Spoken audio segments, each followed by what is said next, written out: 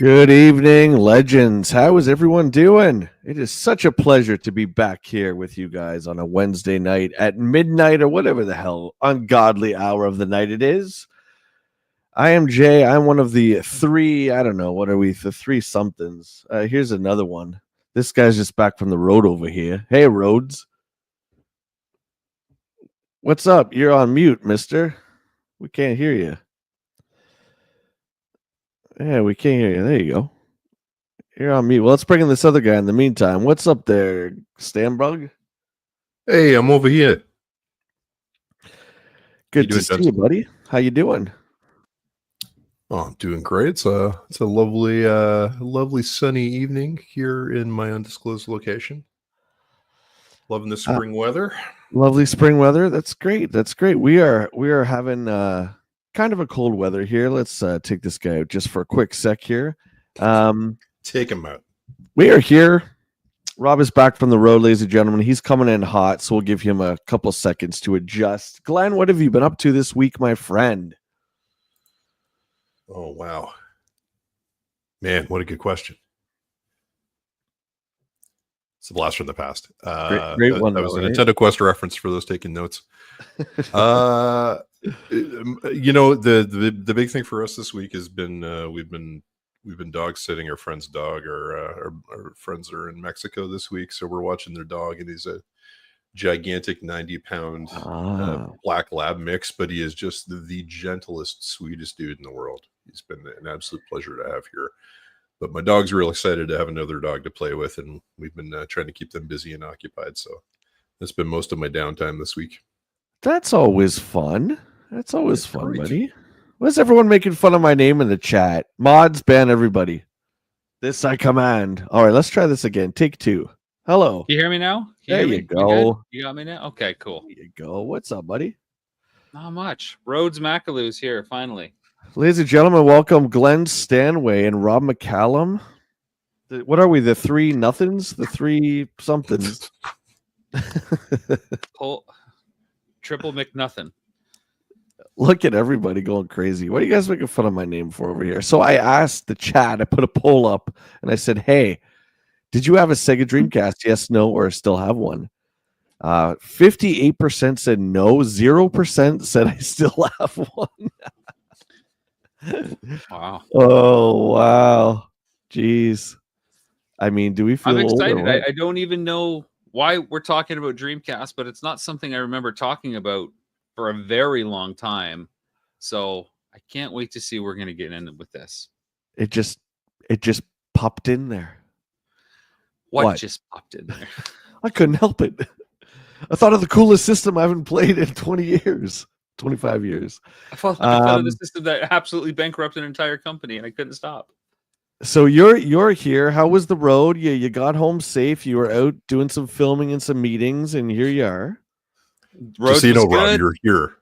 We've established you're here. I'm here, but you were there. I for a few days was over there. Now I'm over here. You're back over here. It was good. Another road trip. Don't know when the next one's coming, but just what we're doing, getting stuff organized. Of course, Super Nintendo Quest has been announced last week.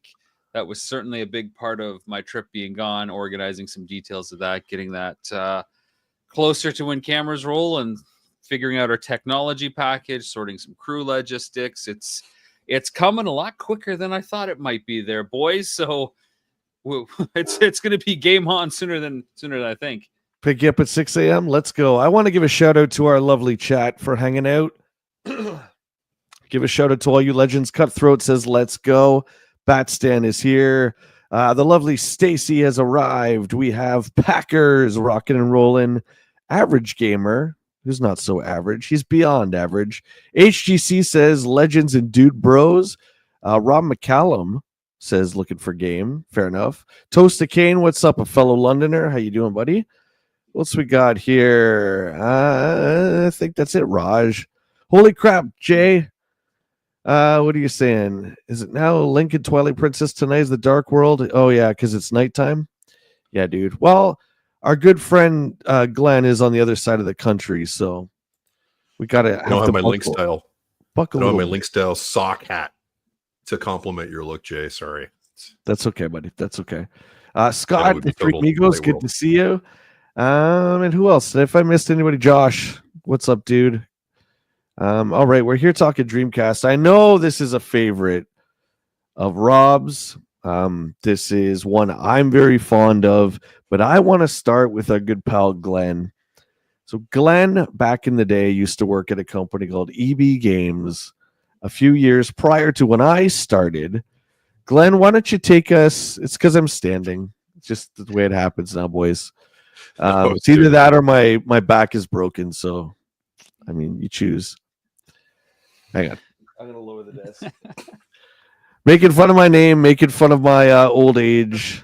If I don't do this, Glenn and I are just strafing as if we're like in a first-person shooter, like going forward. This is like the point of view that you get. I forgot what I was saying. You were wanting to know what Glenn was. You were about to throw it to Glenn. To see what he thought. You were giving me an elaborate me. intro to ask me about my feelings. Yeah. So you worked at EB Games, close to the Dreamcast launch. What was that like? Am I standing still enough for everybody? Is everyone all right? So still. Okay. I'm gonna move around now. I hit my mic, what so I was was it trying to like- get out of the way. What was it like? So yeah, I worked at EB Games. I started EB Games in November of '99, so it was just after the Dreamcast launch, and I started as a Christmas temp, and it was my first retail job, and certainly my first job at a game store. My first Christmas at a game store. For our American friends who don't know what EB Games is, that used to be like the Canadian branch of GameStop, essentially. They branded it differently for a while. It's hard for me to say, Jay. Like I wouldn't look at it the way I would look at other launches I was around for down the road, because at that point in my life, I didn't have any context, right? Like Christmas was busy as hell, and I had no way of gauging that against any previous Christmas or anything, right? So it was hard for me to see if any of that was Dreamcast related or not. What I will say is, even in those days, there was a lot of chatter on the horizon about the PS2. So I mean, even in the early days of my time with EB, I remember that being sort of the looming specter on the horizon of the Dreamcast's fortunes, right? So so that much I do remember. It's coming. The PS2 is coming. Yeah, it was the first of the 128ers, I think. 128 bitters. I believe it was the first. Yeah. You're right. We got ours here. We're gonna bust that out. We can take a look, go down memory lane. We got a bunch of stuff.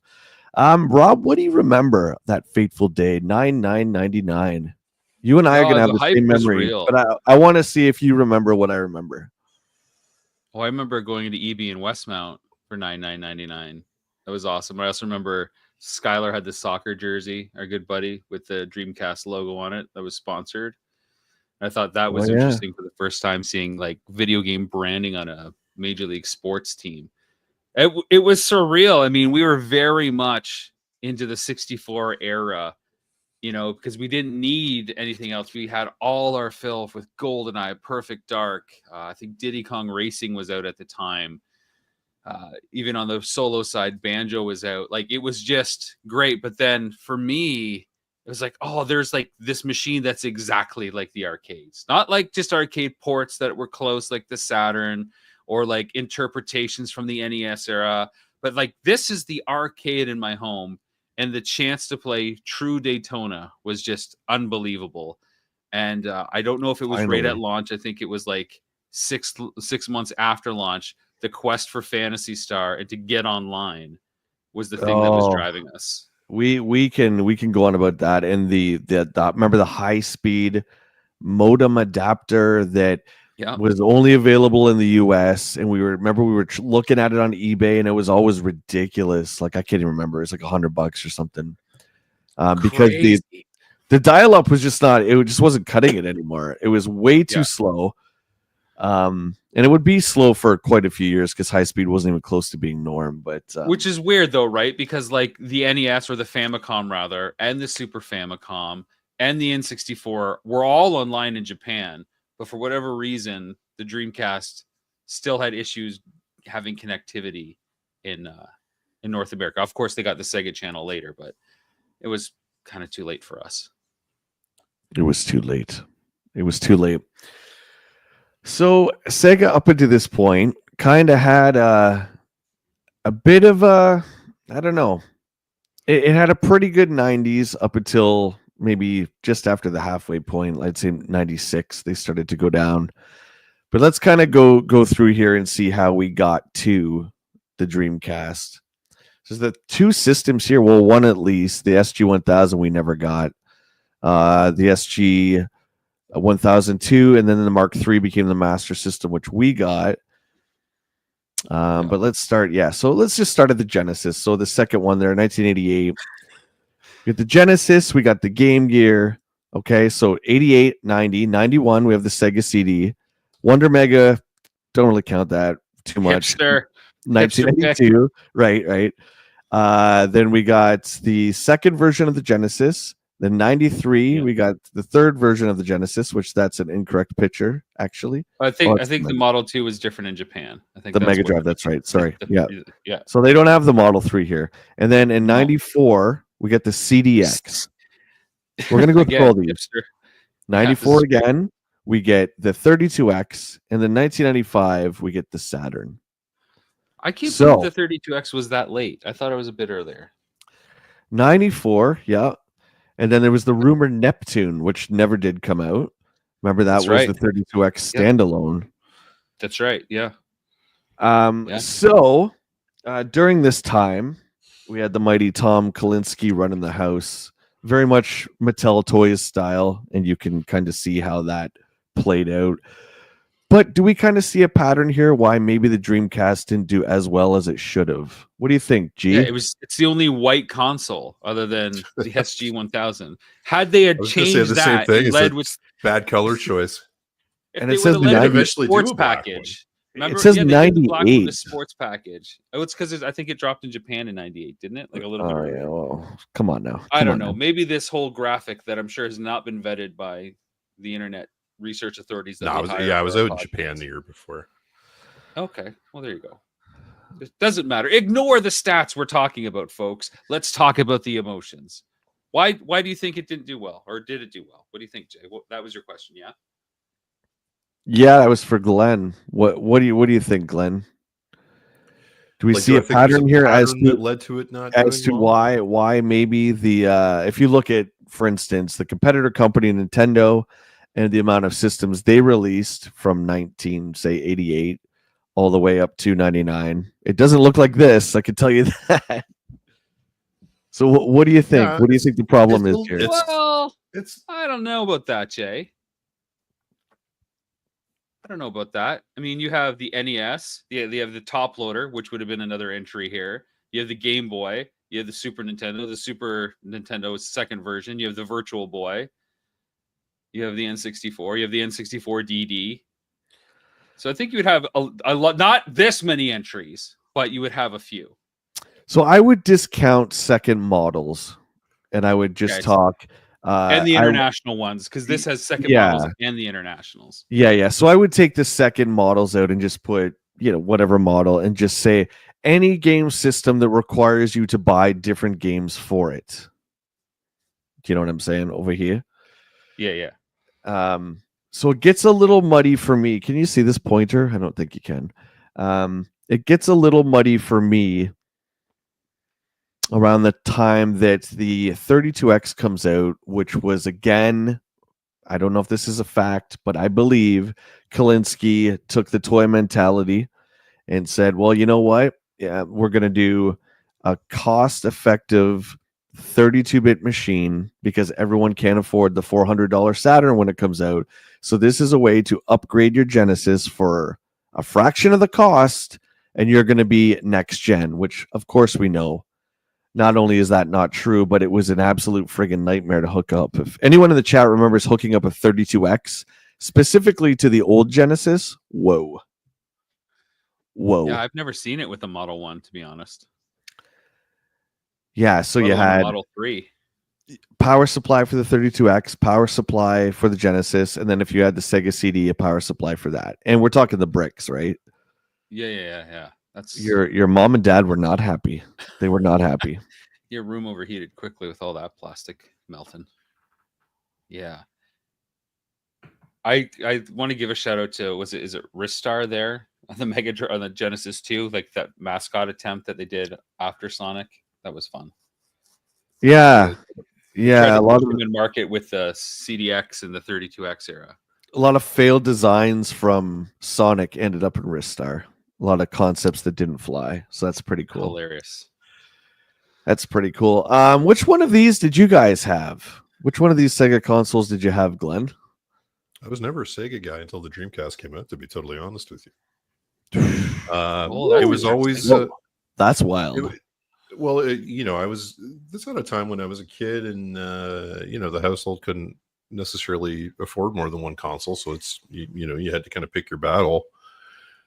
And I wasn't console agnostic when I was a kid the way I am now, right? Like, obviously I've become older. I'm like, hey, if it's got good games on it, I want to play it. But that wasn't the case when I was a kid. So it's Nintendo all the way. Was there at any point did anything come out on a Sega console where you're kind of like, damn, I don't want to trade in my Nintendo, but I really wish I could get a Sega console as well? I probably Mortal Kombat would be a big one, just because of the whole edited blood thing on the Nintendo version. Sure. That's one of those times where you're kind of like, it's kind of lame. That would be nice. Or really remember liking the X-Men game on Genesis. So I mean, there were definitely some games I enjoyed on the system. I think it was just, like I said, not really somebody who felt the need to have everything at that point in my life. Wasn't really feasible to have everything in my life, so I sort of picked my team and went with it. There's a lot of stuff I didn't care for about Sega consoles either. Like, I'm not a big fan of the Genesis controller, and I'm sure that's going to start some fights. But it always felt kind of spongy and uncomfortable and unresponsive to me, and I never cared for that. And give me my old SNES controller any day of the week, right? So. And Rob, I know you had Genesis for sure. Yeah, I had the second version of Genesis with, the ultra rare, not for resale card of Sonic 2. That one was hard to come by. We all know how you'll get that today. Not for resale cards are highly collectible, and it started with Sonic 2. Yeah, you can get it at your local drugstore right now still. Go get But your collecting Genesis Mega Drive hardware is kind of a thing that I love. I had a CDX at one point. I had to sell it when I left Vegas to pay for gas to get back to Canada. But I've always loved the different models, and it's looking at this like, oh wow, they literally release something like every year, and the Nomad isn't even on here, as somebody pointed out in chat either. So that's another one, and the Genesis 3, like you pointed out. I just love that there's all this different shapes about it. I remember when you got the Saturn, dude, that was mind blowing to me. And I never got one. I never stuck. I was still happy with Genesis and all the games that were coming out. But there was no way I was going to miss Dreamcast, given that I missed Saturn and how much I loved the Genesis. Yeah, there was really something special and a buzz around it, especially to like hardcore gamers like we were. I can see how your mom and your dad would not be so jazzed in buying a Sega, considering the number of systems that they've shelled out. Now, I know Josh was saying Game Boy Color and stuff like that. I'm not talking about backwards compatible. I'm mostly pointing out systems that you had to buy separate libraries for, so that your parents would be like, well, I just got you a console like last year. I got you the 32X for your Genesis that I bought the year before, and now you want this Saturn thing. Oh no, but I thought this was 32-bit. Oh no, this is the real 32-bit. Yeah, forget it. You're not getting nothing, kid. Go to the arcade. Here's $10. Get out of here. Here's $10 every week for a year. There's a couple things that really strike me looking at this roadmap. One is, I've kind of forgotten, in the wake of us talking about the Switch being 8 years old last week, but yeah. I'd honestly forgotten how quickly this stuff.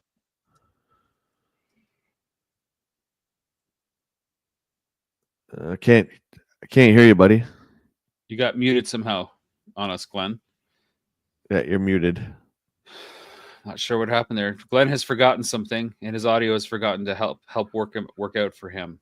Yeah. Did you get much of this hardware when it came out, Jay? Other than, I know later on you and I were both collecting this stuff, and I'll never forget your Genesis 3 collecting story.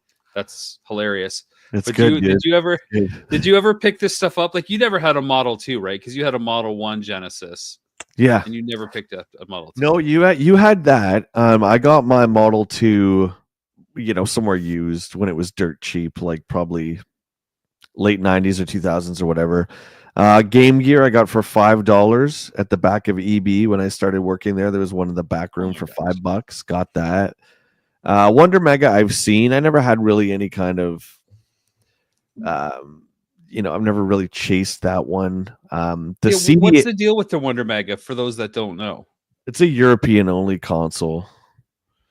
Isn't it just the Genesis and Sega CD? Like, yeah, it's a combo thing? system, but it was very, very expensive. It was JVC put it out. Yeah. What is the deal with the Wonder Mega? That's just me testing my mic. Yeah. Yeah. So that's my new T-shirt that I got to get for my hipster. What video is? conferences.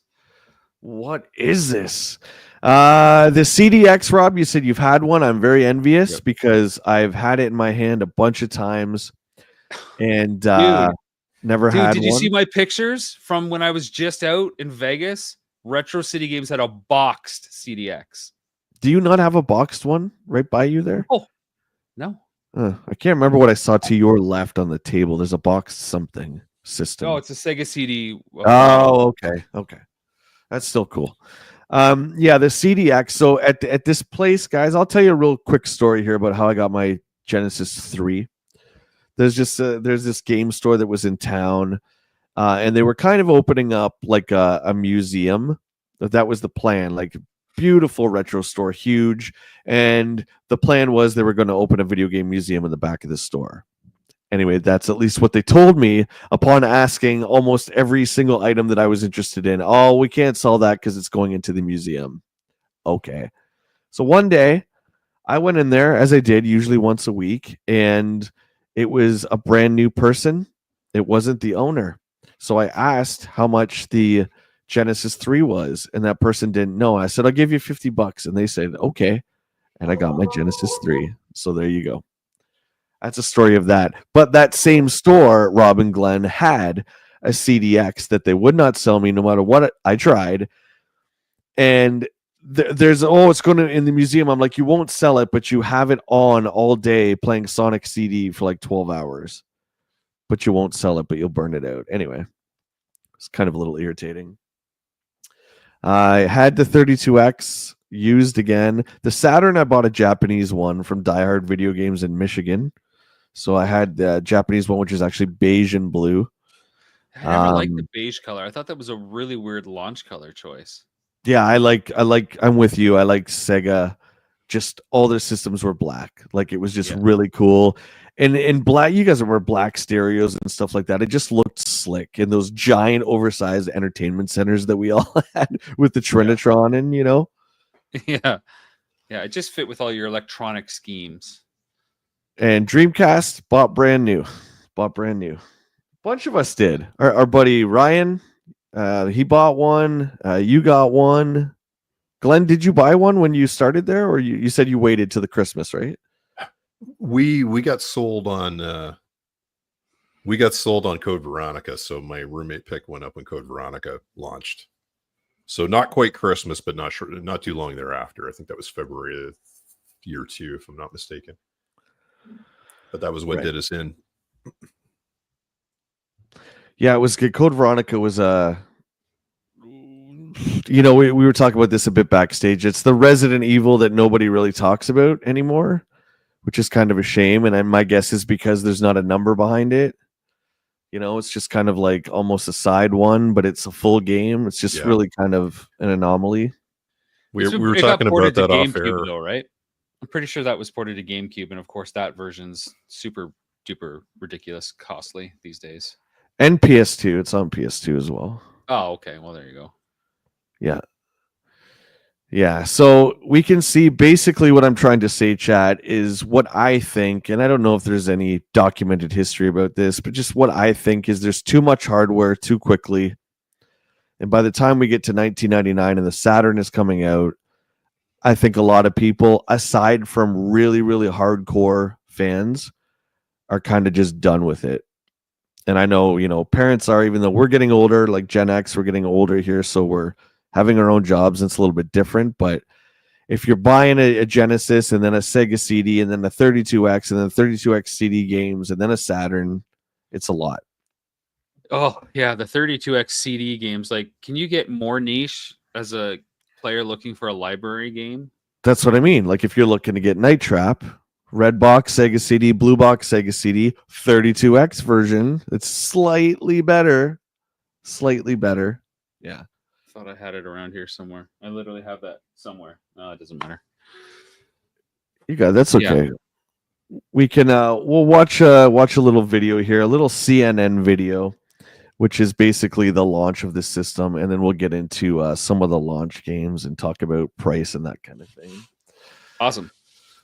Where are we? Here we are, right there. Whoop! Oh, I want to blow everyone away. There we go.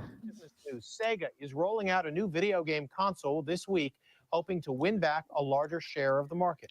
CNN technology correspondent Rick Lockridge reports. In the cutthroat video game industry, one word seems to be all-powerful. The graphics. The graphics. Better graphics means it's more realistic. Sorry, I had to stop it there. That is what it means. Hey, he's a kid. I'm making fun of a kid. What kind of person am I? And embattled Sega's new Dreamcast video game console is graphically better. The first home unit able to handle 128 computer bits of data at once. Twice as That's a lot of bits, Sony boys. PlayStation and Nintendo 128 computer bits. dominate the $12 billion a year U.S. video game market. 60 frames a second, which is twice the speed of a TV. It equals graphics you've never seen before. When you watch a football game, it looks like you're watching a real game on TV. Video game images. Dreamcast draw 3 million of those sure polygons about that, a second, pal. up to 15 times more than competing systems. Okay, who liked Sonic on the Dreamcast? You guys can admit it. Anyone in the chat? by the way, that's not lag. That's actually the Dreamcast performance on YouTube. Like that's not YouTube lagging. That's This the is- frame rate when you're going. this that is a fast. It's crispy- 128 computer bits. 60 frames my butt. Does that make that much of a difference to a player? Yes, it does. It's more exciting. It's really smooth. I didn't see any errors. Sega's errors as a company, though, It's really smooth. I didn't see any errors. have been well documented. Its last home console flopped, and it's seen its market share plummet from more than 50% to about 1%. What's with those Santa And drawings that Dreamcast guy was doing? ends Sega's nightmare. They have a lot banking on the Dreamcast. Again, they're a leap. It's sort of a leap in video game technology. Game Pro. Sega is going to use this to make a comeback into the marketplace. The $199 Dreamcast comes with a built-in modem, making it the first set built for online gaming. 18 games will be available right away. You can fight, fish, or skateboard. There's also a much-anticipated football game, NFL Y2K. Which, to quote all the media today, Ooh. is saying this is by far the best sports simulator ever brought to gaming. It's Barbara. Sonic will have to run pretty fast to catch Nintendo and Sony, but Sega's off to a good start there, having already pre-sold 300,000 of the Dreamcast consoles. The company hopes to sell 1 million units by Christmas. Rick Lockridge, CNN, Los Angeles. All right, there you go. There's your launch. There's your launch.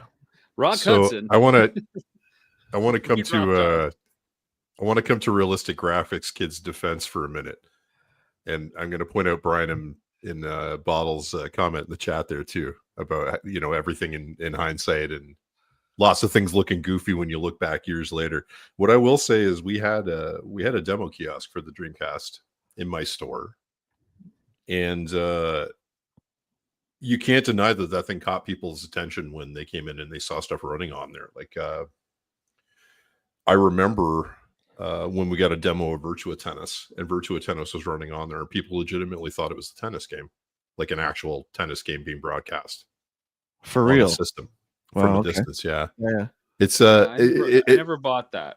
I never bought that idea. It did not like that guy was saying, when you're watching a football match, you're playing, it looks like a real one. No, they still look like triangle soldiers kicking a triangle ball. but it does look way better than anything we'd ever seen. It really does. And we talked about this with the Switch discussion last week, right? Where we're at a point where screenshots don't sell me on anything anymore because graphically things are so incremental, right? The things you notice are how, what is the frame rate? How fast is everything moving? How smooth is it? What are the different effects that you're seeing that are additive? And those were the days when that kind of leap graphically was still a big deal. Like you really saw that in a curb appeal kind of way that you don't really see it anymore. So it definitely caught people's attention. And I think it was an easy sell for, you see that opening cutscene for Code Veronica and you're like, damn it, I'm in. Let's do it. I want to dodge some bullets, even though you didn't actually do that in game. You move like a tank. Yeah, this was the first system that was actually equivalent to the arcade, which I remember it being really bittersweet because you kind of knew that, well, wait a minute, if I can play, like Rob said, Daytona exactly like the arcade in my house, why am I going to go downtown to Wizard Arcade? Well, you blame other than Dreamcast wanting for to the death sit of in the arcades, Jay? simulator. Yeah. Whoa, one at a time, gents, one at a time. Glenn, you have the floor. Sounds to me like you're blaming Dreamcast for the death of arcades. I blame Sega for heavy accusation. everything. They did everything wrong. No. It was pretty freaky, man. I remember, like playing Daytona and whatever. There was another, like SoulCalibur was pretty crazy, and just being like, oh my god, like, do we really need to go to the arcades anymore? Besides the fact that if you wanted to play Daytona with the wheel and all that, sure, they didn't have any cool stuff like that. But I don't know. Here's some of the launch titles. On that front, like the Marvel vs. Capcom games never played better than on a Dreamcast. Like, oh my goodness. I thought they were good on Saturn. They're just incredible on Dreamcast. Gonna take you for a ride. Here's our launch lineup. So these were the, how many you got here? 5, 10, 15, 19? 19 launch games. So we have SoulCalibur. Shout out to IGN too. These are all rated as well, so we can go through as many of these as you want. SoulCalibur, Power Stone, Mortal Kombat, Sonic Adventure, Expendable, Flag to Flag, Tokyo Extreme Racing, Hydro Thunder. What is that one? Trick Style, Blue Stinger, Monaco Grand Prix, Pen, TNN, Hardcore Heat, House of the Dead 2, Air Force, Delta, Football, Arrow Wings, Blitz 2000, Ready to Rumble. Pretty solid lineup in terms of you got a couple AAAs and you have a lot of games to choose from. Mm-hmm. I like that NFL 2K was football. What did the guy call it a Y2K? Look at this. IGN gave it a Y2K. A 9.7. It's a good game. Do you remember The whole sports 2K series were good. Do you remember when there was sports games that weren't just from EA? Remember when Sega Sports was actually a real competitor in the arena? Like, I miss that, man. I do. I'm still trying to wrap my head around MLB The Show being published for Xbox. Oh, isn't that wild? It still weirds me out. It's so wild. Hey, low-key tip of the cap to Power Stone for I think being the much forgotten sort of precursor to Smash Brothers. Yeah. Well, Smash Brothers came out before this. Oh, that's true. 64. Ah, that's right. True. Well, that's true. I like the isometric view. The isometric cool view idea. was great. It was a cool idea. So I had, what did I get for launch? I probably got Sonic. I remember getting SoulCalibur, and I would have got Sonic, I think.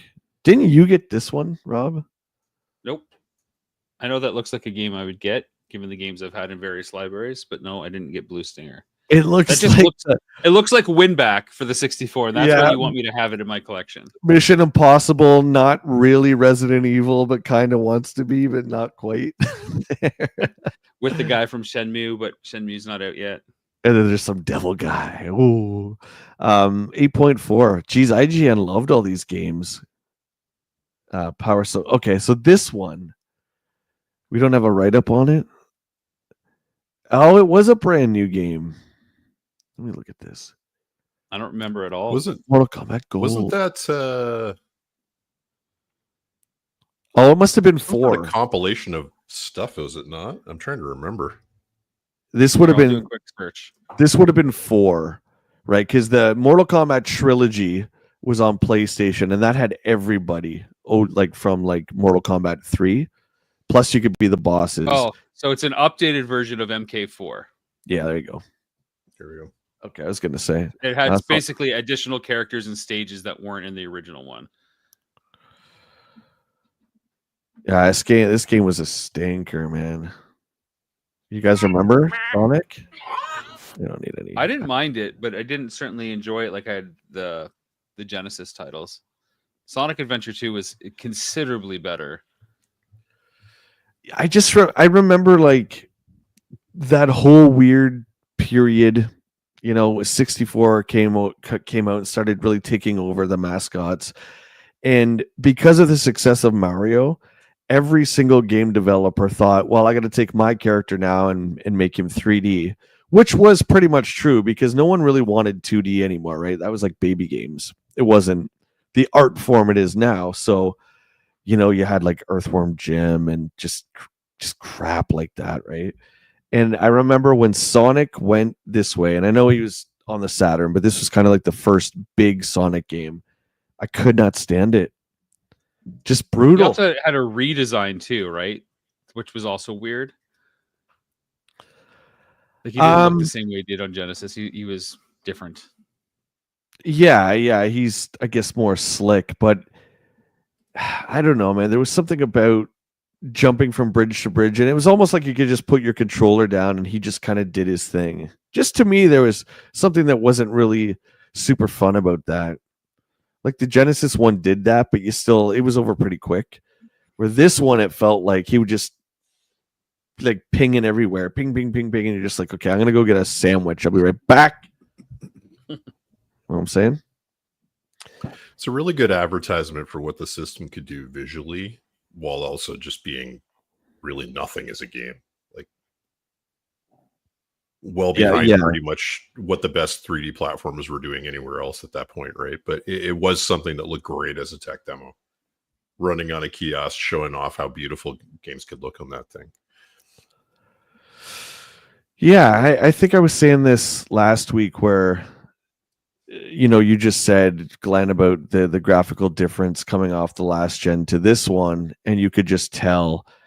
And we were talking last week how like PS4 to PS5, it's not as prominent. And I'm just at a point now where it's like, okay, I don't even care if we get to realism, right? Let's just stay. Because I kind of like the cartoony look of things, you know what I mean? Like, maybe that's just me. What about you, chat? Do you guys want like realistic games? I don't think we're ever going to get there. They've been saying we're going to have realistic games since the 90s. I haven't seen one. But House of the Dead. Why are these all 8.7? Someone was sponsored by Sega. No. This is the Dead 2, the one with Goldman in it. Is that the one that the movie's based off of? Because I hope not. Oh my god. Will only told me about that movie. I don't know if anyone's ever seen the House of the Dead movie. Is that what's his name? Yui Bowl? Is that who that is? He probably directed that. He makes all those game movies. Video game movie adaptations. And like when people are getting attacked in the House of the Dead movie, it will dissolve in and out like parts of the arcade game. It's pretty brutal, man. Like if you think Mario Brothers is bad, just forget it. Just watch House of the Dead. Mario Brothers is great. It's wild. It's wild. I don't know. I would give House of the Dead an 8 based on the voice acting alone. Just the game, that is, not the film. The film is a different story entirely. Brutal. Ready to Rumble. This was kind of like they didn't like that 6.5. I'm surprised because this was a game that we played in our circle for a long time. And it looked great. Yeah, it had way more fun. It was like not a successor to Punch Out, but it was the first boxing game that I wanted to spend time with since the NES's Punch Out. It was just fun. The characters worked. The physics felt good. These aren't the actual screenshots. That's not it. Realistic graphics. Don't judge. Everything's easy in hindsight. Yeah, I remember. Was it Michael Jackson in this one? I think he was. I remember that being pretty cool. But I don't know. Looking at the lock lineup now, I don't know. If you had to take 2 games, I think we'd probably all pick the same 2. Yeah. Maybe not. I'd just be like, at this point, I'm good. I don't want to play any of these. I'll be fine. Sonic and Blue Stinger. Well, this bad boy. Everyone, a 10. It got a 10, Glenn. Look at this. 10. It's a perfect game. I don't know. Maybe it's just because I don't play fighting games anymore. I don't know. Raj, what are you saying? Jay, I'm having some delicious Portugal flavored ice cream for dessert. I have not, my friend, but you can mail me some. That would be great. I'll take some of that. What's up, Ghetto? Good evening.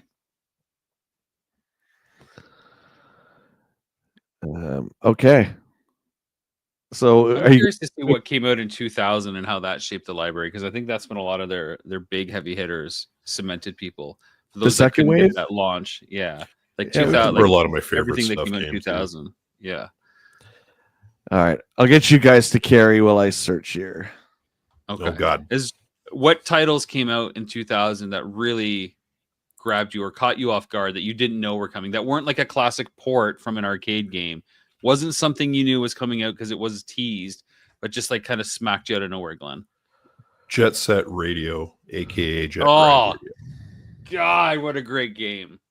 It's and so such good. Perfect aesthetics for the Dreamcast too. 100%. It pulled off cell shading so well. It is, and such it had a that great same game. like Tony Hawk vibe, right? It had the speed of Tony Hawk, that cartoon aesthetic, and the physics felt good. The control was responsive. Classic game. What else stood out for you? Yeah, Jet Set's one that definitely comes to mind. Skies of Arcadia, which I know you're a huge fan of, Rob. Big time. That changed my life, that game, for sure. I think we got Marvel vs. Capcom 2 was year 2. Shenmue eventually came out in year 2. Crazy Taxi was amazing. Crazy Taxi. Well, that's a game I point to because, like Tony Hawk, it made such use of like commercial recordings from bands, except for because it was on a Dreamcast CD instead of the N64 card of Tony Hawk that we had. That audio sounded amazing, and there was tons of tracks, or at least it felt like it at the time. We'll just do Metacritic scored. There you go. So we can just check them all out. The highest scored games. So we can see number 1 is Tony Hawk 2. Yeah, that's great. I mean, did Tony Hawk 2 debut? No, it didn't debut on the Dreamcast. I think it came out on PlayStation, and then it was on 64. Yeah, on everything at that point. Yeah. But that was a time though, dude. Like you and I mainly played Tony Hawk on 64, and we loved it so much. I remember, I'm pretty sure I bought this one just to get, that more realistic kind of graphics. And it was just friggin' awesome. The football got 97. That's number 2. The football game. That's Y2K1. The 2K games were good. Yeah, Y2K1. All the 2K games were really great. And it was nice to see EA be rivaled for those licenses and deal with that shit. Jet Set Radio. Yeah, that was one Glenn was talking about. It kind of died when it went to Xbox, unfortunately. But that was a really original, just bizarre game. And we're still in that age when artists were allowed to be artists and companies were like, yeah, go ahead. It sounds like a great idea. Here's some money. Make it. Go. Yeah, you just take a swing and you make a game. And there's more than a few games like that on this console. It felt like the arcade, right? Like where you could take a chance and have that weird system in the arcade, that weird cabinet that stands out and people try it because it looks different than the other 16 generic fighters or the other 5, racers. It's like, well, what is this unique one? The Dreamcast really kind of brought that arcade vibe with its library. I agree. And Scott, let's get your comment up here. Tony Hawk Pro Skater 2 was the GOAT, especially when playing horse. Very good. Yeah, did you guys see the... I've got to go back to those games. I know they were just recently released on the Switch and, well, everything, right? 1 and 2 and 3 and 4 was just announced, I guess. It's been a while. They're good. Yeah, they re-released 1 or 2, I think, around the pandemic. And I never bought them, but I remember people they got roasted in the reviews. Like, I don't know how you can screw up a remake like that, but 3 and 4 were coming out, and there was a big hoopla in gaming news because they pulled Bam Margera out, and Tony had to go to Activision and say, no, you can put him back in, which I thought was cool. Regardless what you think about Bam, I still think that's pretty cool that he did that. Well, I like the idea of just preserving it. If you're going to re-release something, let it be what it was. Yeah. You hear that, Nintendo? Put Mike Tyson back in Punch-Out, damn it. I'm still waiting for that. I don't think Isn't he cool now? Can't Nintendo get on board with that? Everybody likes him again? Yeah, I don't want to fight Mr. Dream. I want to fight Mike Tyson, man. Come on. You know what I'm saying? There's Resident Evil Code Veronica, number 4 on the Dreamcast with a 94 Metacritic. So why haven't they done Code Veronica? Why haven't they done another Skies of Arcadia? Skies of Arcadia is Sega? I can't remember. Yep, it's Sega. It's Team Sega and everything. They released Legends for GameCube. They ported it, but that's it. And that's where that series dies, though the characters appear in other things like Valiant Hearts. That's it. It's amazing. Like Fable, it gave you branching dialogue that affected your karma across the rest of the game. Yeah, you've always been a big fan of that, and I've never tried it. I wonder if it's because since Square is still the big boy, I wonder because they've kind of said goodbye to turn-based RPGs. Meaning, if Skies of Arcadia was to be re-released, they'd have to do it from the ground up. If they wanted to do a remake, I don't know. Just port it for now. Port it, get people excited, and then do a quasi turn-based, a turn-based timer, like so many of those JRPGs have went. Like the Tales series was famous for being turn-based and then went turn-based timer, which keeps it fresh. Jake Paul would be in the game now. I would buy a ticket to Bartlett versus Tyson. Oh my god. I would get the award for running the fastest dude out of that ring. That would be frightening. I don't know, Glenn. Would you play Code Veronica remade as they've remade 2 and 3 in that style? I think if they take the same approach that they've taken with the remakes they've made, like the RE4 remake's incredible. It's really, really well done. N4, sorry, yes, N4. Yeah. Yeah, I mean, if that's the standard, hell yeah, give me a Code Veronica remake. 4, I think, is the perfect example of how to do a remake of a game that honors the original game but makes changes that make sense in terms of just modern gameplay sensibilities and making the game an improved experience generally. But I was really, really impressed with it. So yeah, I would very much love to see them continue that. And I've said this before on my streams, but what I think is really cool about when Capcom does their remakes is it doesn't make the original game worthless. It's almost like a completely different experience. So if you play Resident Evil 2 on PlayStation and then you play the remake, same story, but you get tank controls, fixed perspective, and then this other game, you get over the shoulder, full action. They're both really great in their own way. So I love how they do that. I think that's how you remake a game, is that you make sure the original art is not going to be forgotten. Do you know what I mean? Yeah, no, you got to make it a different experience. There's something to porting for preservation, but at the same time, give somebody something new to entice that new audience, like we talked before. If somebody hasn't played Tears of the Kingdom, will that upgrade version on Switch 2 provide something fresh that doesn't take away from that original experience and really enhance it? How many Dreamcast games do I have? I don't have any. I have 0. I got my Dreamcast. Yeah, but I don't have any games for it. There's No, we nothing will- inside that. No. Just broken dreams. Broken Dreams. Sega's Broken Dreams. Yeah, I wanted to. I was looking at. I think the last store we were at, we saw Resident Evil 3 that Will and I were at, but it was like over $200. I'm like, nope, we're not doing that. Yeah, who remembers these? VMUs. Oh, it's a VMU. Yeah, so this, speaking of Resident Evil, was the reason I was so excited for Code Veronica, because you could see Claire's health on here. The little line going up and down. It was really, really cool. And you know what? I haven't held this, guys, in a long time. And boy, what a great controller. What a great controller. It feels so great. Except the D-pad, if you want to play fighting games, you're going to lose your thumb pretty quick. But pretty dang cool. Pretty dang cool. Quake 3 Arena is number 5, Rob McCallum. Yes, it is. Certainly a game I didn't play. But man, Quake was certainly felt like king of the FPS genre at that time. Right? Other than like GoldenEye and Perfect Dark, like that was the one that people seem to be playing, and like in the PC world, that's what was dominating. Yeah, this game was one that I did buy.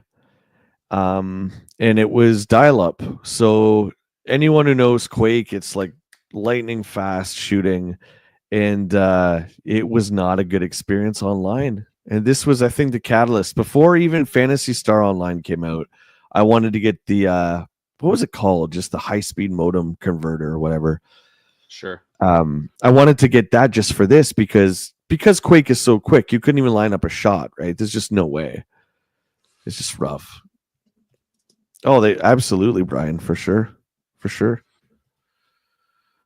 We got Skies of Arcadia at number 6.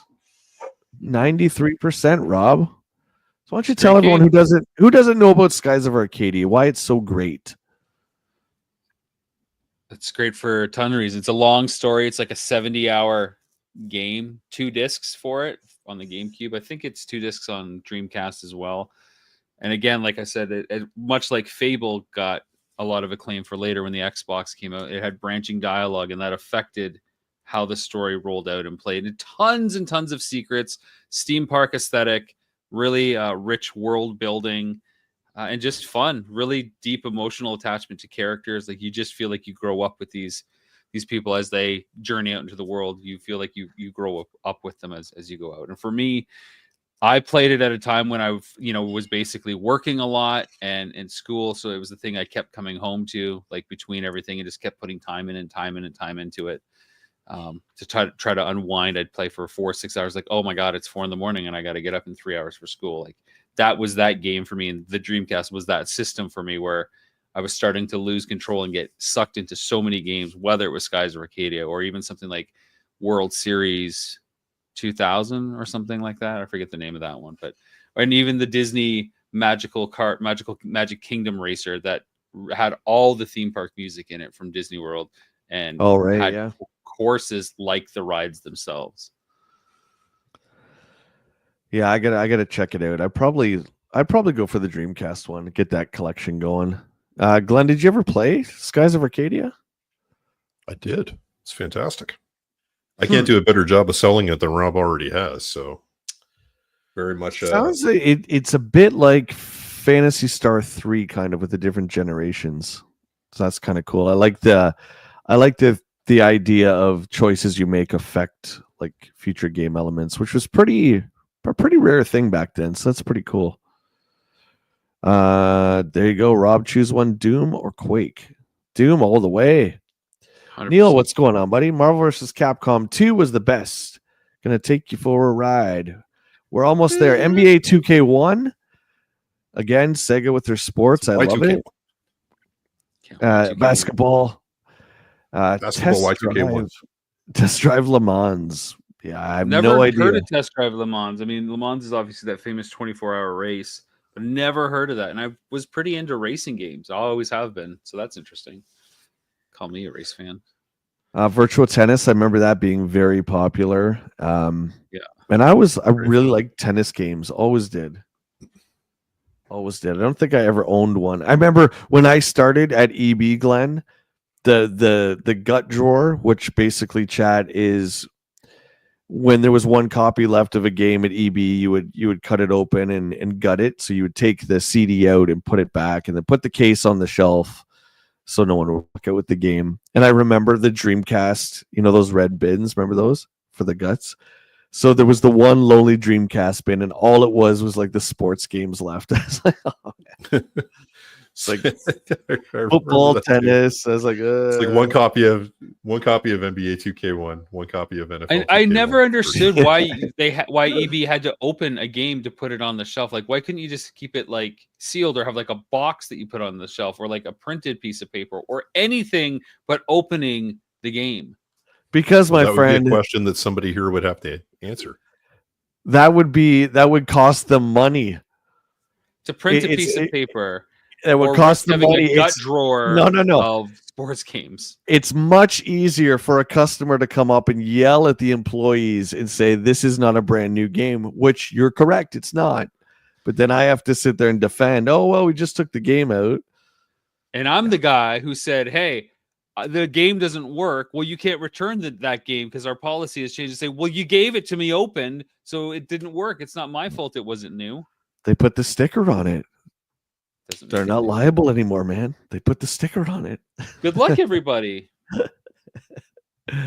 Where are we? Marvel versus Capcom 2. Oh God, yeah.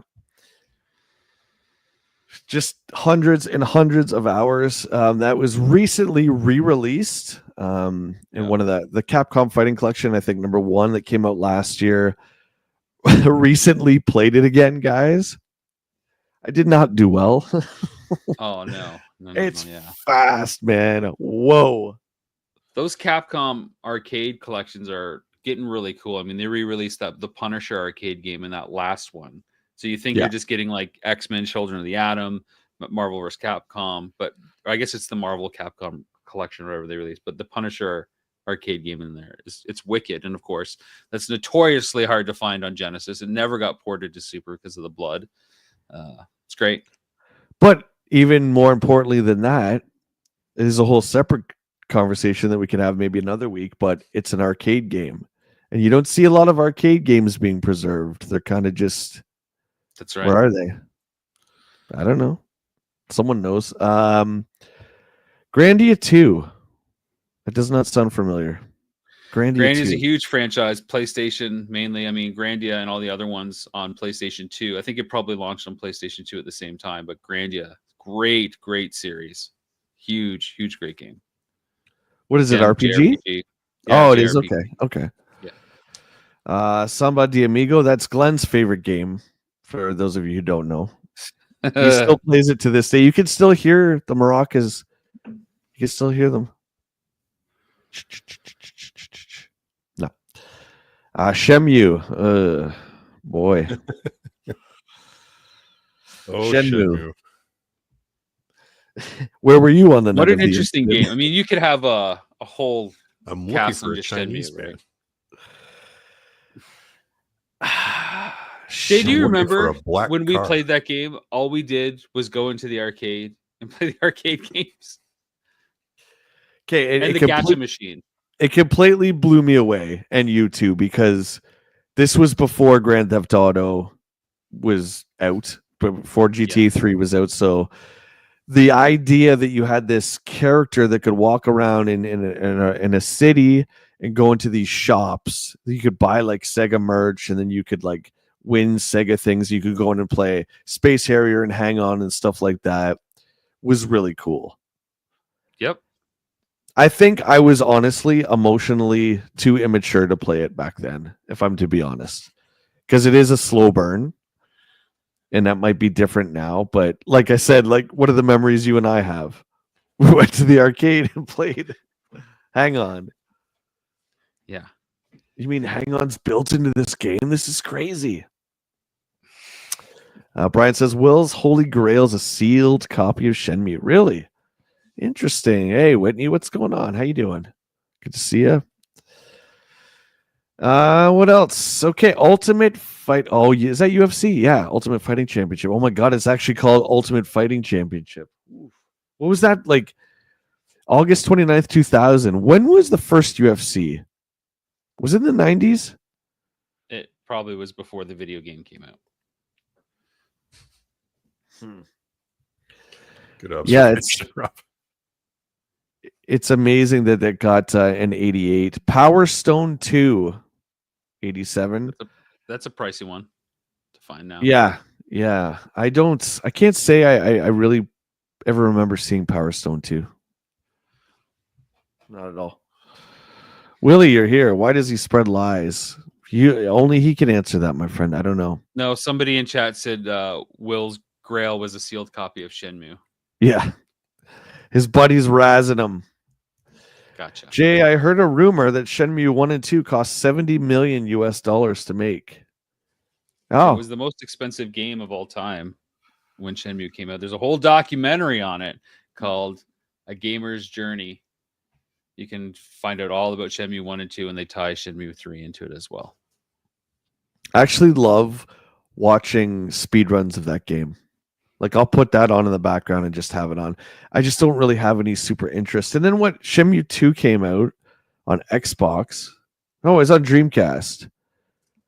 And then what was the Shenmue 3 came out on something, and I remember it was just a big like flop. This is like Xbox Live or something for I don't whatever the remember. thing is. I don't know. Our good friend Nathan Sawyer says that UFC 1 was in 1993. Just Whoa. to clarify that. Yeah, didn't it start? It was always bare knuckle, right? And then shortly after, they're like, oh, we better put on these gloves because we're Because remember mangling each other. they brought fighters into the Attitude Area like Ken Shamrock and Dan the Beast Severn. Were all Oh yeah, that's right. Yeah. And that was like 96, 97. So that makes sense. That stands up.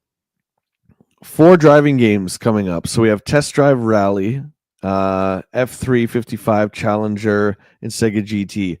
These were popular, obviously, because we have exact arcade ports. So I think that's pretty cool. I don't recall ever playing any of these. Did you guys play any of those 3?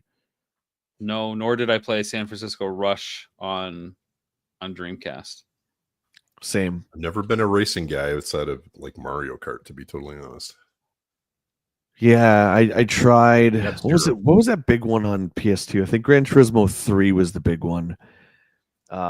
Never been a car guy into real cars or anything like that. So I remember just getting it and starting off with like whatever was a K car. And you just the first track, you just ran circles to keep getting money just to buy another car. I'm like, oh, I can see how like gearheads would dig this, but Yeah, the customization features on like Gran Turismo, the more and more they came out, was really overwhelming and fun. But I don't love that kind of racer. I really love the arcade stuff. Bargain, good to see you, buddy. I didn't even see you come in. Hope you're having a good night. Street Fighter 3. Anybody play Street Fighter 3? Nope. I wasn't really into fighting games because most of the stuff on Dreamcast I played myself, right? The multiplayer stuff was 64 for us of this era. Glenn, did you ever get into Double Impact or Third Strike? No, I wasn't like a hardcore fighting game guy because I was terrible at them, honestly. That's really what it came down to. I had SoulCalibur, absolutely.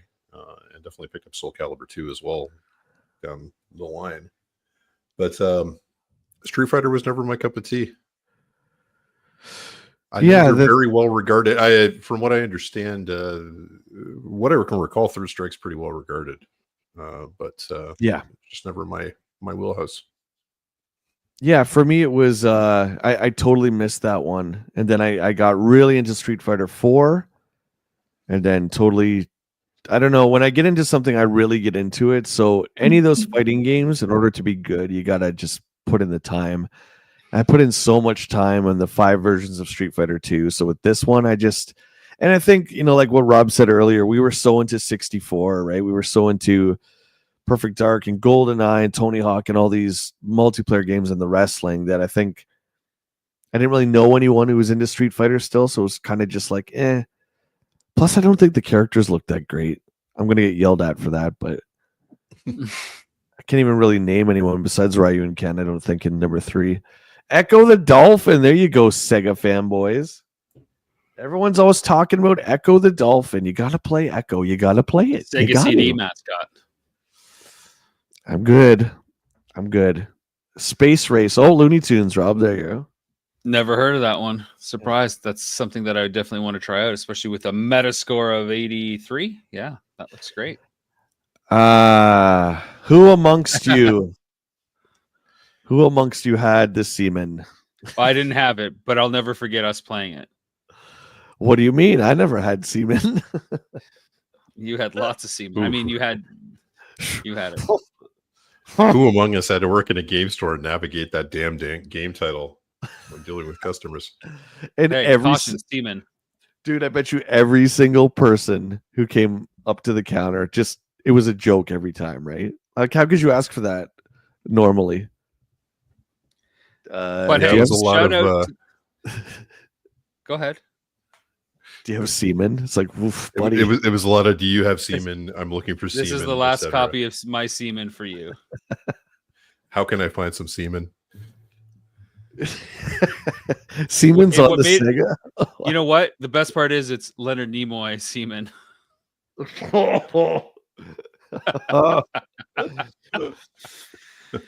Who's So- in the semen? Leonard Nimoy. Seaman, for those of you who don't know, was a game that came with the Dreamcast microphone. Really pretty revolutionary, where you would raise, like, you had a fish tank, okay, and you would raise this tadpole thing that kind of like would become human, kind of. But the idea was that you would talk, and the seaman would learn to have a conversation with you by learning your words, and it could talk back to you. So Rob and I make the semen. One night after a few beers, Jay and I We make make the semen, and it's not doing anything. It's just lying there, and there's this, you can take your virtual hand and tap on the glass. You can talk to the semen. Jay can talk to it. I can talk to it. But it's just And like- Leonard Nimoy gets mad at us. He's like, "You do not need to bother the semen this much," and we're like, "Dude, I paid $80 how much for semen? the Dude, semen." how much do we need to bother the semen? And we just sat there waiting for the semen to do something. We did our job. Dave's, what's going on, buddy? I had Master System first, then NES, Genesis, Saturn, Dreamcast, and PlayStation 1. You had them all, my friend. I'm gonna throw out one more thing about Seaman before we move on. The fact that Sega didn't catch this title thing blows my mind, because Seaman was the name of Merman for Masters of the Universe originally, and they thought, oh, we better change that. But didn't those guys like notoriously go to bars and get hammered and come up with these funny names to mess with people on purpose? Like Fisto, I heard, was like intentional. Well, Tila was originally named Woman. Whoa, buddy. Whoa. Man. Yeah, it was that bad. We- It was really that bad. Well, no, what I can say is staff at the store learned to hit that A in the second half of Seaman very, very hard. When we talked about that game, you had to like walkinize it for fear. It was of, a dream, all right, Neil. offending someone. It was a certain kind of dream. You know that Sega didn't put the hyphen there on purpose, right? Absolutely. Railroad Tycoon is number 25 Wow. with the 81 I forgot score. that existed. Yeah. I didn't Again, know it that's existed either. one of these rare cases where you got a PC game on a console, which was pretty cool. Capcom versus SNK. Again, I skipped all that. As much as I love those two companies, I just think I was out of fighting games by that time. So I never played Foo Fighters either. 80. Tokyo Yeah, Extreme. Tokyo Go ahead. Extreme, yeah. I was going to say 36, Star Wars Episode 1 Racer for the Dreamcast. Now, the Phantom Menace is out at this point. Can we just call it the Phantom Menace Racer? Like, really? Or a podcast racing or whatever it is, the pod racers? Can That's we just Jedi do that Power for a Battles. podcast? Well, Is it? No, this is episode 1 Racers, doesn't it? I don't know. 36 is Jedi Power Battles. I can't see Jedi Power Battles. Dude, it's brutal. Like I know They what should the put out race, episode 1 Racer then. that race one you were talking about when they had the bobbleheads, right? Yeah. That was dude, it was so stupid. It's so stupid I never played it, and I already know it's dumb, and I don't have to play it, and you can't make me. So there you go. Oh, Jedi Power Battles was worse than Phantom Menace on PS1. I want to hear more about this podcast racing game that Rob was talking I know. The podcast racers, the pod racer podcasters. That's what we can be. We can be the podcast racer trio. Raj says, Jay, did you know the Dreamcast games were easy to copy? In my country, they would copy the games onto CDs that cost about $20 US. I did know that. Yeah. Yep. I remember that whole culture. And same with PS1. There was a trick where you kept the lid up and all that stuff. I remember all that. You put the little weight on things Yeah. so it looked like it closed. Yeah. Yeah. Use a spring teeth, yeah. Bust a move. Rob, you like this, don't you? Sega Marine Fishing, was you're into that? No? I was into Bass, like Sega Bass Fishing Bass, 2000 or something, whatever it was. Yeah. But I like fishing games. You're right. I never had the actual fishing pole though. Again, that's one of the ones for Dreamcast, and the Wii had a port of it with a similar fishing reel that are super expensive and rare to find. Yeah, our buddy Will really likes that. He picked up the rod, not two. He picked up the rod and a copy of Seaman. Nothing? Put the semen on your rod. Really? Nothing? There you go. Okay. I'm helping you out with your semen joke. Resident Evil 3. That's interesting. Kind of good for Dreamcast that it did come out. But this was, I believe, it was supposed to be, I believe, a PlayStation 1 exclusive. And then this came out. I don't think a lot of people knew that 2 and 3 came out on Dreamcast, or they didn't care. But these games, they have like infinite weapon modes, they have new weapons, and they have new costumes. And then they have this arrange mode too, where items are in different spots. Like, they're really great. So now, why don't I have sure. I'm not sure if this is accurate, but it says Resident Evil 3 came out November 17th, 2000, but Resident Evil 2 came out December 6th, 2000. So they released them in opposite order. It's probably true, yeah. I can't figure out why the Dreamcast failed. I can't even get the order right. Play number 3, I haven't played number 2. We're getting into the 70 ratings, though. So, I mean, now we're just talking average games. Yeah, these are just average ones. So I think we're when we start getting into the Miss Pac-Man, then we're getting into the common stuff. Yeah, we're good. That's good. So we got to hook up our Dreamcast. I think we need to do that. We should do a semen stream. Whoa. What kind of stream of semen do you want to put out there? Let's keep this sophisticated, ladies and gentlemen. Let's keep this sophisticated. Why start now? Let me look here. Yeah, I got a G4 thing, but we don't need to click into that. It's just a launch thing. What I was gonna say, Rob, was I remember 99.99. There was a big like music awards show that day too. That's what I was thinking of that day, because I think we watched. Oh yeah, wasn't it the MTV Movie Awards? Yeah, and they came out, and the first thing, I forget who it was, but they said, yeah, the new Sega console came out today, and it was really exciting. Yeah, it was a date not to be missed. What's up, J-Mac? Good to see you. Off stream? No, Josh, we're not doing any of that stuff. Let's see here. That's it. That's all I got. That's all the slides. There you go. Okay. There you go. Well, so the first day that I remember this really hitting really hard, finding out that Sega wasn't making consoles anymore, it was the day I opened a shipping box at EB Games and I pulled out a GameCube copy of Sonic Heroes. Now, you had to live through this. This is like an old war story, but to see a Sega game on a Nintendo console was very heartbreaking. It was to me. I don't know about you guys, if it affected you or not, but I was like, whoa. And to see Sonic on a Nintendo system in particular was very strange. Very strange. It was brutal. So I'm going to ask each of you guys, and I'm going to ask the chat too. Glenn, what ultimately happened to the Dreamcast? We've got a really excellent piece of hardware that could compete with the PlayStation and the Xbox and the GameCube easily. A ton of great games that we saw so far. So what happened? What do you think? I don't think it could compete, to be totally honest.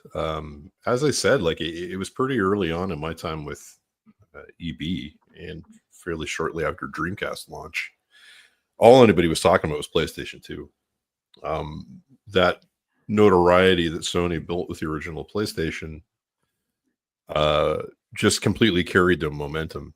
And Sega, for whatever reason, didn't seem to have the brand equity that Nintendo managed to still have. I mean, Nintendo still had Mario. Ultimately, when it came down to it, Mario was all the big two. But Sega didn't have that, right? In a lot of ways, I feel like the Dreamcast, it's strange. In some ways, it kind of feels like it's ahead of its time. And in other ways, it feels like it was a little late to the party. And maybe the timing just wasn't quite right. Doesn't that sound like Sega throughout the 90s? Really does. Just feels like a real misconnection. They were clearly forward thinking with the modem and moving in the direction of online gaming, but then you had, Sony drops their own modem and it supports broadband and dial-up. And then eventually you've got the original Xbox, and Xbox Live as a service that really kind of set the standard for how online play was going to work on consoles. And that ubiquity of Xbox Live and playing online and broadband connections. And the Dreamcast didn't make it long enough to really see that to its logical conclusion. So in a lot of ways, it was kind of forward thinking, but it was almost kind of the sacrificial lamb. Like it was the first one out of the gate and the first one to leave the party too. I never understood why the Dreamcast had 4 controller ports on it, because I don't remember ever playing a game with 4 people on Dreamcast. It made sense to do that, I guess, right? 64 was so successful. No, so I get that, but do you remember any title that they pushed for 4 people? I'm sure, like the WWF games. Yeah, Scott says NFL. Yeah, I'm sure the sports games. Sports games. Power Stone was 4-player too. Yeah. Okay. It certainly wasn't the culture of the system. It wasn't the norm thing to do. Absolutely not. Like the TurboGrafx, you'd get a Turbo Tap. Who had that and who played for anything? Nobody did, right? So, yeah, 64 was just what you did on it. And the games were designed for that. It would feel backwards after the 64 did those 4 controller ports to only release 2, I suppose. But it just felt like, hey, we better do it because that's the thing. And it didn't feel like there was a whole string of games the way 64 pushed like that multiplayer couch co-op experience. We're going to get Rob's thoughts on what happened with the Dreamcast. I'll give you my 2 cents here quickly. I think I've always thought this: too much hardware, too quickly. Too much money. Sega tried to be too much to too many people. And while that certainly works in a smaller scale, like toys, for instance, you can have a smaller play set for the same line. It doesn't translate very well to games when you're talking about hundreds and hundreds of dollars. So, we didn't even see on that chart, we didn't even see the Nomad, which was the portable Genesis. And I think there was another one in there that they missed too. But just way too much, too quickly, and then of course the Sega Saturn being an absolute bomb in every single way, being $100 more than the PlayStation, and the 3-month head start that they had, there was precisely 3 games released for it. They were just dead in the water. So I'll always love Sega. I would love to see them return to the console space, but it's not going to happen. Rob, your thoughts? Go ahead, Glenn. Chime in.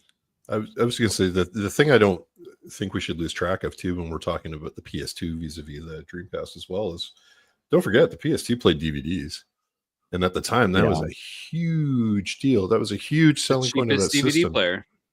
That sold That's your a good family point. system whether they cared about the games or not, right? So like once that hype train got rolling, like That's what I mean, right? Like it's a system that seems so forward thinking in some ways, but also was like woefully late, like within a year of its release. Yeah, Anyway, Yeah, sorry, didn't step on you. I think that no, it's okay. I mean, that's what my point is relates to all that, like inexplicably. It's like the Dreamcast came out too early, but Sega couldn't wait longer to release hardware because of what happened with the Saturn. Had the Saturn been better and competed longer, the Dreamcast could have had more development, more technological firepower, and come out and maybe competed better with the GameCube and with the PS2.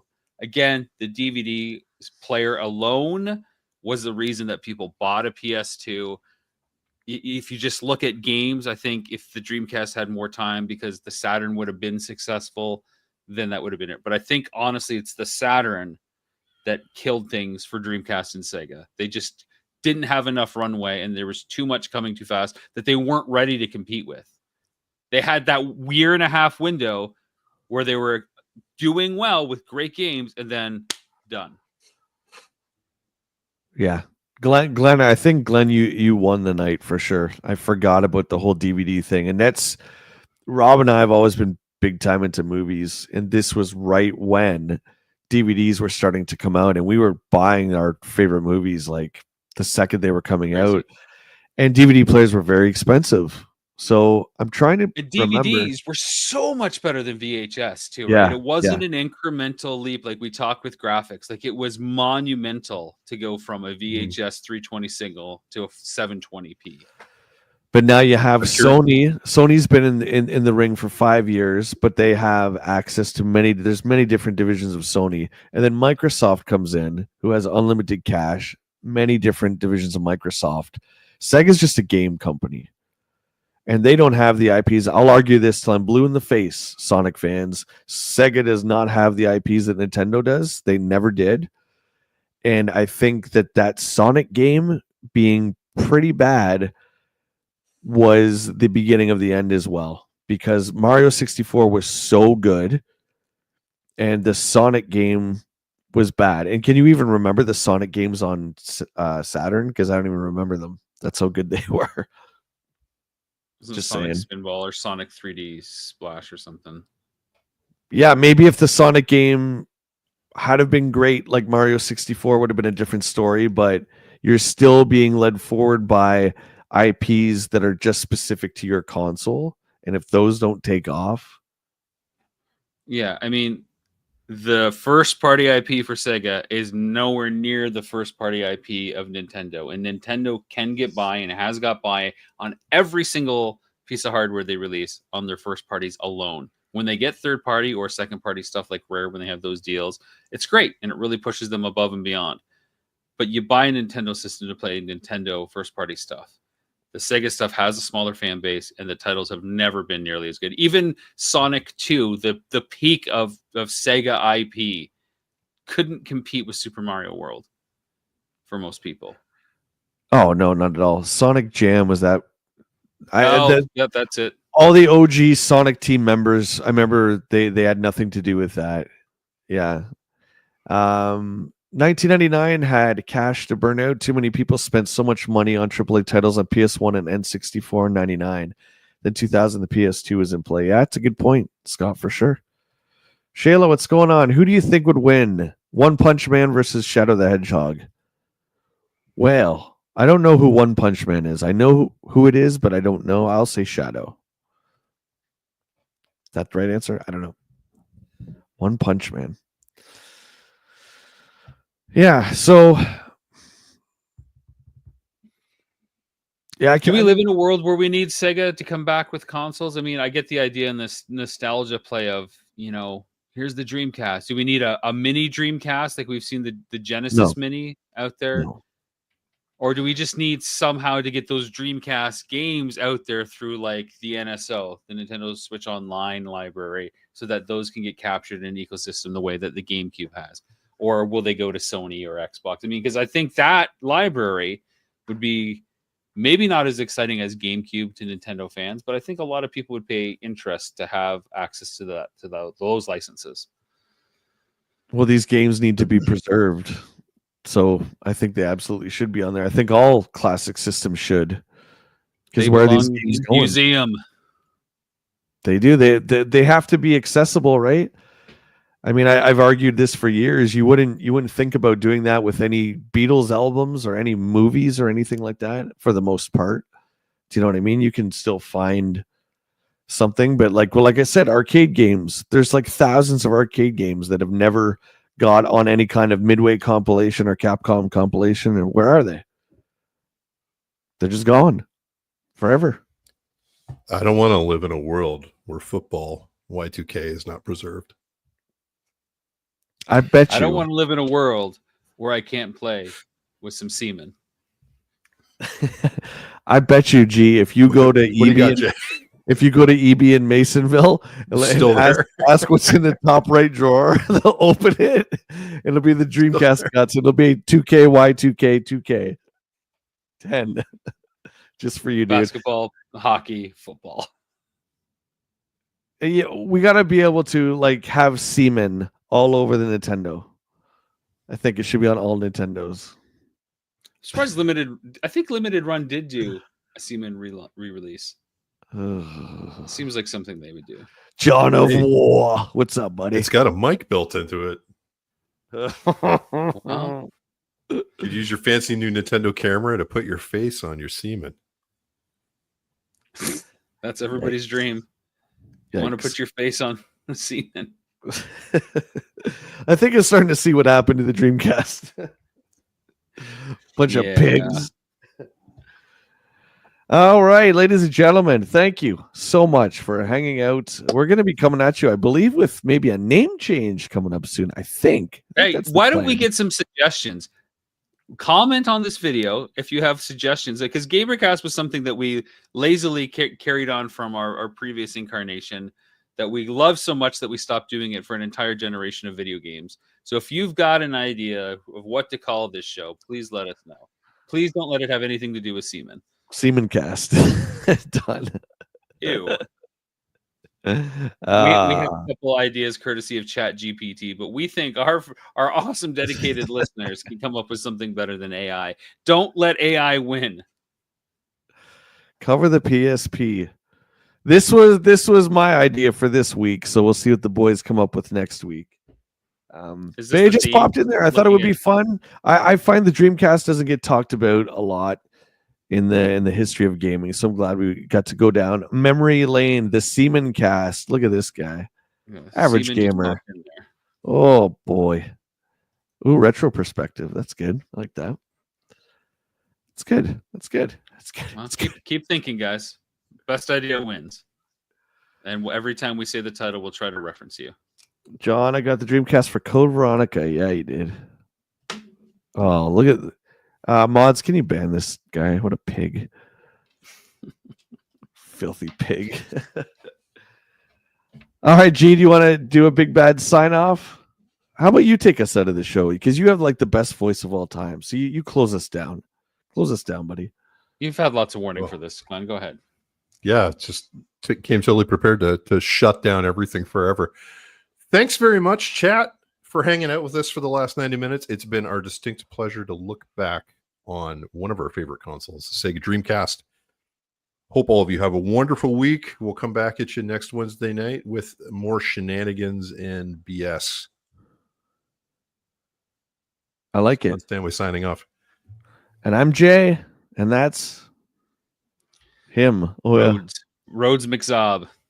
All right, dudes and Force dudettes. investigation. We'll see you next week. Have a trade cool Triple night, press guys. start.